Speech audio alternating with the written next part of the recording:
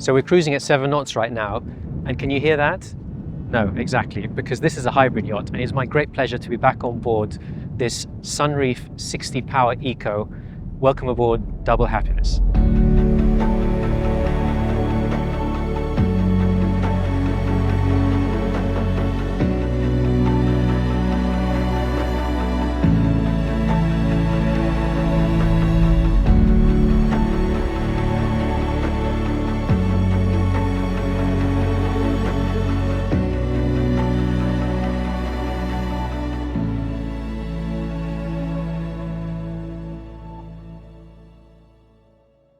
The first time we met this yacht was 2 years ago in Cannes, and since then a lot has happened. She crossed the Atlantic and we documented the whole crossing, and that film made us part of her story. Double Happiness is a big volume catamaran with a 10.7 meter beam. You are blown away by the space in every direction. Today we'll do a full tour of the boat. I'll show you the lifestyle on board and we'll answer the big question, how eco-friendly is this yacht really? So welcome aboard Double Happiness. Why is it called Double Happiness? Well, for a start, it's a catamaran, so it's got 2 hulls, so that's double. And also the owner loves the idea that it's eco, so you have the benefit of a powerboat, but at the same time, it's environmentally friendly. So starting here at the aft end, you've got these lovely wide steps that come up onto the aft cockpit. And here you've got the cleats that are neatly hidden below this structure, but you can actually open it up so that when you're docking, it's easy to maneuver and put the ropes through the cleats. The hatch here is access to the engine room. You've got one on both sides, and you've also got a little locker here with a shower inside. But on the starboard side, you've also got a rain shower, which I'll show you in a minute, which is quite nice. As you enter the cockpit, you've got this really neat sunbed here on the port side. So you can basically lie down here and just be in the shade and look back at the view. It's a really comfortable spot. And then huge table on the aft deck. This can seat 10 people comfortably. And on the aft end, you've got these sort of mini sunbeds, but then the backrests fold up so you can actually have them as seats as well. So that's what it would look like if you were eating lunch or dinner. On the deck here, you've got 2 quite large hatches, which are used for storage. And then here we've got a little bar area with a fridge and an ice maker and a sink. And this area under the stairs would normally be a void, wasted space, but the owners decided to make it into a bit of a vegetable patch, which is really sweet. So he's got like some nice basil and some herbs. Adds a little bit of greenery to the back of the boat. Eco, obviously. And here you've got this lovely rain shower that I mentioned. And basically the water just drains. There's a gutter inside this hatch with a drain pipe, so the water just drains off or goes off the aft deck. So you've got a proper shower on the aft deck, or you can use the hoses that I mentioned earlier on both sides.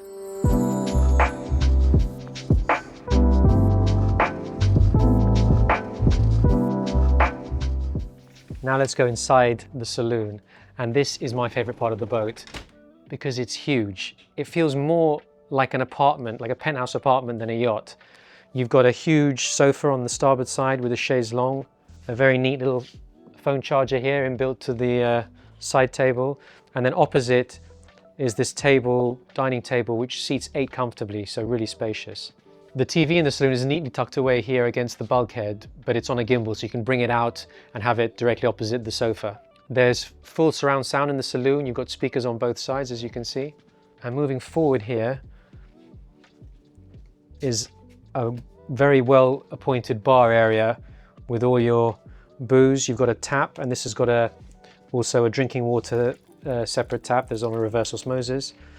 Wine cooler, and all your cocktail making devices are hidden below this panel over here. Right in the center forward is a door which gives you access directly onto the foredeck. And it opens pretty neatly with this switch over here. And this is actually a great feature because if you don't want to have the AC running inside the saloon, you get a lovely breeze coming through from the foredeck. And here we have the lower helm station. Obviously there's another one on the Flybridge, which is the one that's mainly utilized, but everything is here. If you're doing long passages, you can sit inside comfortably. But the nice thing about it as well is it doesn't take up a lot of space in the saloon. As you can see, there's just one chair, and there's space to walk around it pretty easily. And here's all your control panels. So what makes the Sunreef 60 Power Eco really special is the fact that it's very low on consumption. It's got a huge range. So with a 10,000 litre fuel tank, this boat can have a range of up to 5,000 nautical miles, which is enough to cross the Atlantic. And you might think that's just hearsay, but this yacht actually crossed the Atlantic on its own bottom last year and made it comfortably across without having to worry about refueling or not having any sails. So it's really amazing actually.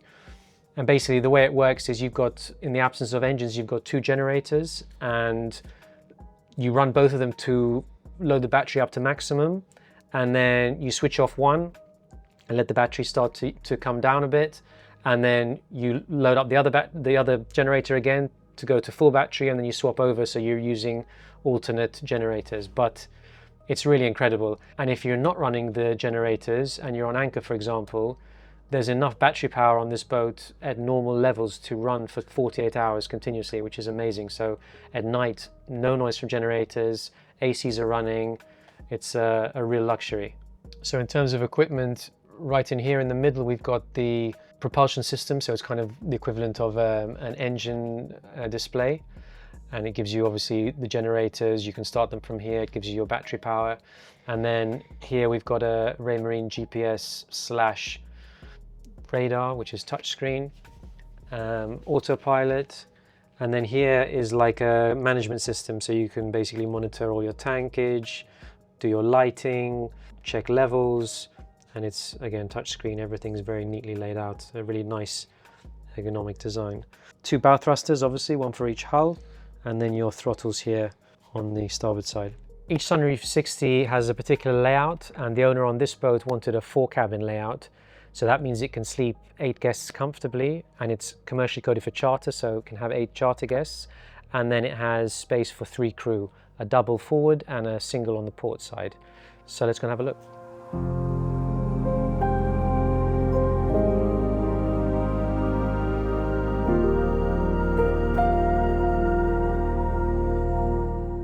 Now we're coming down to the first of the guest cabins, which is on the port side.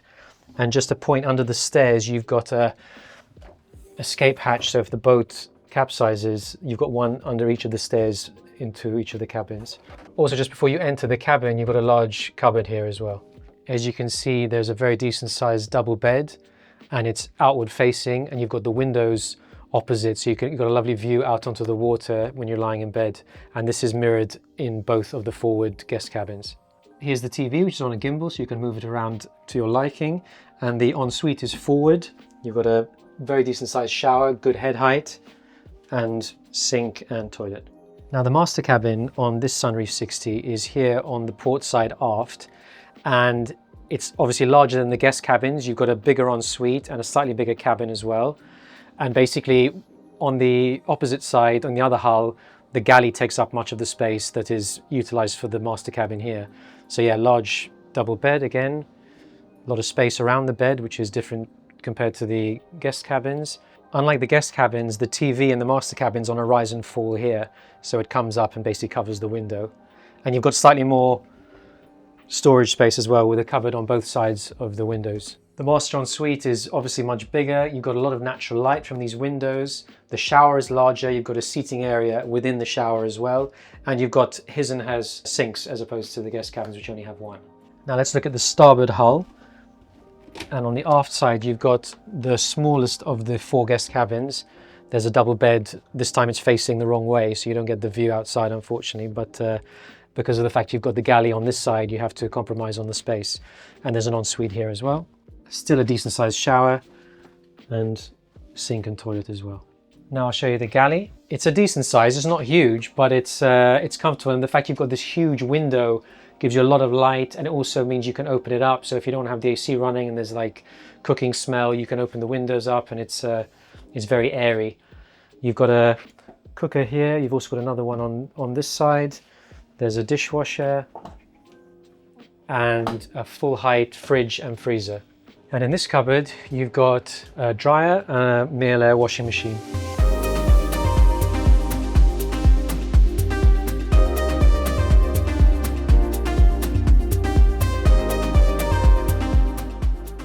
Now let's check out the Flybridge.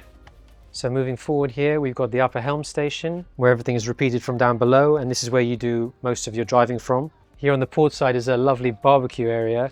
So you've got a barbecue here, fridge, ice maker and a sink. And as we move aft, there's beautiful U-shaped seating with a table up here.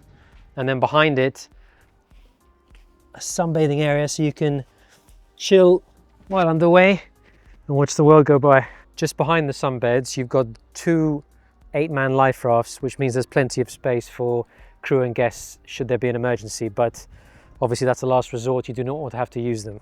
And another thing I forgot to mention is the hardtop on this has photochromatic glass. So basically the sun comes through, you get light, but you don't get the heat onto the deck. And the roof also has a number of solar panels inbuilt as well, along with the side decks, which we'll have a look at now. The Sunreef 60 has these great wide side decks, and here are the panels I was talking to you about. So solar panels all the way along on both sides. Here we've also got a side boarding ladder, so you can, when you're alongside, you can step off the boat onto the quay. Let's go forward. Obligatory stand-up paddleboard. And here we have a sunbed with foldable backrests. This is the first crew cabin, which is a double. Some loose furnishing up here, lots of space. This is the anchor locker under here, so it's neat. You don't have any chains to step over onto the foredeck of a cat like this. It's all hidden inside the hatch. Some more loose seating, the other crew cabin, and this neat little L-shaped seat with a small table as well. Also on the foredeck, you've got a really nice sound system. You've got 3 speakers on both sides, and for mood lighting, these neat pop-up lights that go all the way around the seating and bed areas. This is the starboard crew cabin, and you've got a wet space, so basically the sink tap can become a shower, so you can have a shower there. There's a toilet and then a double bed on the port side of the hull. On the port side, it's the same, except you have a single bed. So for a crew of 3, you'd have to have a couple sharing in the starboard side. Now we're down in the port engine room, in the port hull. And this engine room is unique for one big reason, and that's the fact it doesn't actually have an engine. So, because as I explained earlier, the boat runs on generators, which then charge the batteries, which then run the PLC and drive the boat electrically. So yes, it's actually quite a void. And here's the generator under the step, and there's the drive into the propellers. Behind you, you've got the water maker, and there's actually one in each engine room, and they can do up to 300 litres per hour each. So the only difference between this engine room and the other engine room is that on the starboard side, you've got the AC units as well.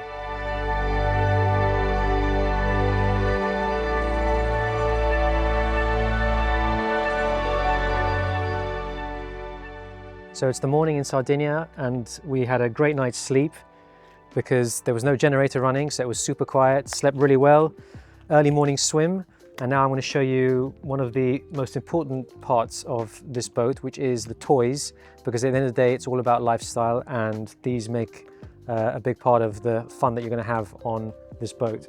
So here we've got a flight board, so you can basically use it with a remote and you come out of the water. You've got a sea bob, there's fins and masks, there's a stand-up paddleboard, there's also a Williams jet rib on the back here, and that sits on this hydraulic platform. So I'll just show you, we've got a garage, so you can open up the garage, there's a storage area inside to put all the toys, and then you can lower the platform. And this can submerge right under the water, so you can bring the tender onto the top and then just lift it on the remote. And now before we finish the video, let's have a bit of fun.